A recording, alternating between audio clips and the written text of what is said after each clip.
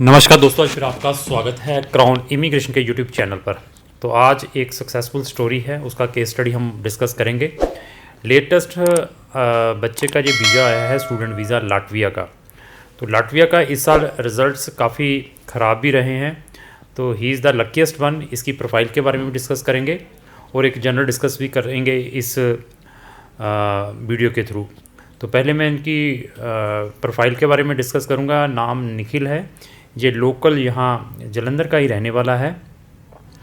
तो इसने 12th की है कॉमर्स के साथ, 61% मार्क्स है 2017 में। अभी देख लीजिए 2017 में।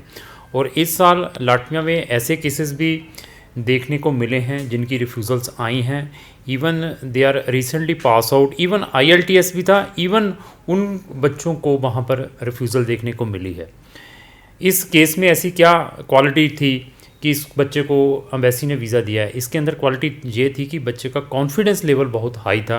क्योंकि व्हेन एवर, मैंने बहुत सारी वीडियोस में बताता हूँ, जब भी मेरे पास किसी भी कंट्री के लिए बच्चा आता है, सबसे पहले मैं उसकी प्रोफाइल चेक करने के बाद उसको कंट्री सजेस्ट करता हूँ।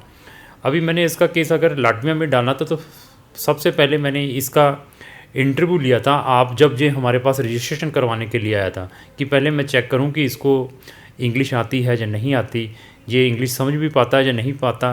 क्योंकि यूनिवर्सिटी की भी इंटरव्यू है और एम्बेसी की भी इंटरव्यू है। अगर वो चीज़ें आती नहीं हैं तो मैं सिर्फ अपने 15-20 हज़ार के चक्कर में बच्चे के 50-60 हज़ार रुपया ख़राब कर दूँ और उसका टाइम वेस्ट कर दूँ। वो हमारी कंपनी के अंदर ऐसी सिस्टम नहीं है। तो बच्चों का ये तो वीज़ा आया है, इस साल हमारे वीज़ाज़ काफ़ी आए हैं। 1 या 2 बच्चों का रिफ्यूज़्ड भी हुआ है। मैंने पहले भी बताया था, एक बच्चे का रिफ्यूज़ है, इससे बढ़िया प्रोफाइल थी। जब रिफ्यूज़ होता है, मैं उस बच्चे की सिचुएशन समझ सकता हूँ, उस पेरेंट्स की सिचुएशन समझ सकता हूँ जिसने जब अप्लाई किया था, 6 महीने साल से लगे हुए थे, बाद में रिजेक्शन का सामना करना पड़ता है, तो उनके ऊपर क्या चीज़ बीतती है, ये समझने की कोशिश करते हैं crown immigration before taking the case. 100 countries के ऑप्शंस हैं, कोशिश करते हैं कि वहाँ पर स्टूडेंट का वीज़ा डालें जहाँ पर कोई रिज़ल्ट्स मिलें। तो जब वो बच्चे का रिफ्यूज़ हुआ था, पेरेंट्स आए, फिर दोबारा बेचारे का जो सिचुएशन देख के बड़ा मुझे भी लगा कि यार अच्छी प्रोफाइल थी, रिफ्यूज़ कर दिया। तो कहने का मतलब ये है, किसी भी वीज़ा की कोई गारंटी, कोई वारंटी नहीं होती। कंसल्टेंट जो अच्छा है वो बताता है आपका केस देखने के बाद कि आपका केस कहाँ पर होने के मैक्सिमम चांसेस रहते हैं। तो उसके बाद बच्चे का हम केस अप्लाई करते हैं उस रिस्पेक्टिव कंट्री के अंदर, कि हम इस कंट्री के अंदर डालें। इवन बच्चे को साथ में हम सब्स्टिट्यूट भी देते हैं कि इन केस अगर आपका वीज़ा इस कंट्री से रिफ्यूज़ होता है तो we have a these type of substitutions, यहाँ पर आपका दोबारा वीज़ा आने के चांसेस रहते हैं। तो बच्चे के साथ भी डिस्कस करेंगे। ही इज़ वेरी हैप्पी और बहुत जल्द अभी जो ट्रैवल करेगा, आई थिंक इसकी टिकट ऑलरेडी बन चुकी है। 11 या 12 तारीख को यहाँ से चला जाएगा। वहाँ जाकर स्ट्रगल तो वहाँ जाकर स्टार्ट होती है। वीज़ा लेना it is very easy according to my experience. तो जो स्ट्रगल है वो वहाँ जाने के बाद बच्चे को करनी पड़ती है। अकोमोडेशन की है, चलो अकोमोडेशन की भी यूनिवर्सिटी के कैंपस के अंदर अरेंज होती है, वो भी मिल जाएगी। वहाँ पर जॉब्स की पैसा लगा कर गया हुआ है। आगे बच्चे की एक्सपेक्टेशंस बहुत ज़्यादा रहती है। इवन जिस दिन ये वीज़ा अप्लाई करने के लिए भी किया था, जब मेरे पास भी आया था, तब भी हमने एक ही वर्डिंग बोली थी कि मैं आपका केस उसी कंट्री में लूँगा जहाँ पर कोई वीज़ा आने के चांसेस हो, जहाँ पर 90-95% चांसेस हो। इवन जिस दिन इसने एम्बेसी में सबमिशन करने के लिए जाना था, तब भी मैंने बताया था इस बच्चे को, इवन पेरेंट्स भी साथ में आए थे, इस साल जो रिज़ल्ट्स हैं लाटविया के इतने सक्सेस नहीं आ रहे। तो इसको ये मालूम है कि कंट्री, ये जो कंपनी है कितनी ट्रस्टवर्दी है, एवरीथिंग फैक्टली बताती है। ऐसा नहीं है कि मोटिवेशन के चक्कर में 15-20 हज़ार के चक्कर में हम उसका 50 हज़ार या लाख रुपए का नुकसान करा दें। और पिछले 1.5 साल से हमारे साथ चला हुआ है, इसको नेचर के बारे में मालूम है और डायरेक्टली एक्सेसिबिलिटी है। चाहे मैं कंपनी का डायरेक्टर हूं सतीश, चाहे मेरे साथ के पार्टनर हैं मिस्टर DS सैनी, उनसे भी डायरेक्टली इंटरेक्शंस है। मेरे साथ भी, मेरे जितने भी एम्प्लॉइज़ हैं उनके साथ भी। कभी ऐसा नहीं है कि हम फ़ोन नहीं उठाते, कोई मैसेज का जवाब नहीं देते। सारी चीज़ हम कोशिश करते हैं कि हर एक क्लाइंट को सेटिस्फाई करवाने की कोशिश करें। तो अभी इनसे बात करते हैं।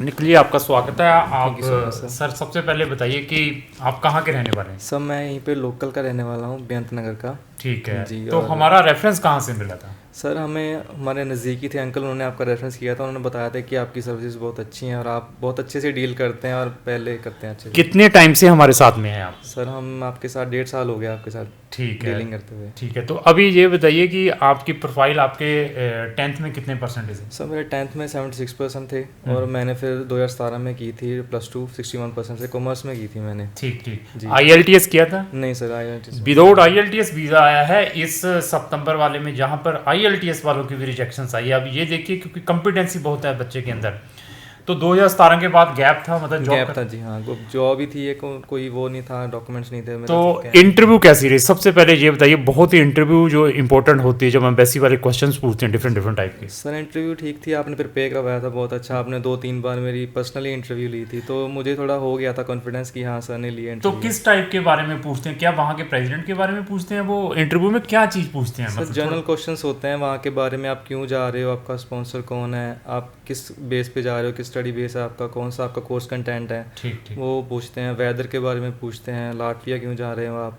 उसके बाद आप क्या करोगे इन फ्यूचर। तो जब आपने क्राउन इमिग्रेशन के साथ रजिस्ट्रेशन करवाई थी, क्राउन इमिग्रेशन ने आपसे कोई टोकन अमाउंट तो ली होगी एडवांस में, ली थी?